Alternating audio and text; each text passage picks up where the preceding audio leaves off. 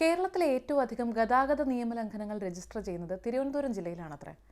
ഔദ്യോഗികമായ കണക്കുകൾ ഇപ്പോൾ പുറത്തു വന്നിരിക്കുന്ന അനുസരിച്ച് ഈ കഴിഞ്ഞ ഒരു വർഷം മാത്രം കേരളത്തിൽ 62 ലക്ഷത്തിലധികം ഗതാഗത നിയമലംഘനങ്ങൾ രജിസ്റ്റർ ചെയ്തു എന്നാണ് പറയുന്നത്. അതിൽ 11,21,786 കേസുകൾ തിരുവനന്തപുരം ജില്ലയിൽ നിന്ന് മാത്രമാണ്. ഇത് 2023 ഒക്ടോബർ 1 തൊട്ട് 2024 സെപ്റ്റംബർ 30 വരെയുള്ള ഒരു വർഷ കാലയളവിലെ കണക്കുകളാണ് കേട്ടോ.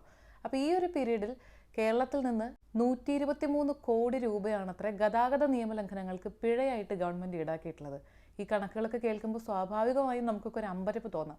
പറഞ്ഞു വന്നത്, തിരുവനന്തപുരം ജില്ലയിലാണ് ഏറ്റവും അധികം ഗതാഗത നിയമലംഘനങ്ങൾ നടന്നതെന്നുള്ളത് നമ്മളങ്ങനെ നിസ്സാരമായിട്ട് കാണേണ്ട ഒരു കാര്യമല്ല. വയനാട് ജില്ലയിലാണ് ഏറ്റവും കുറവ് നടന്നത്.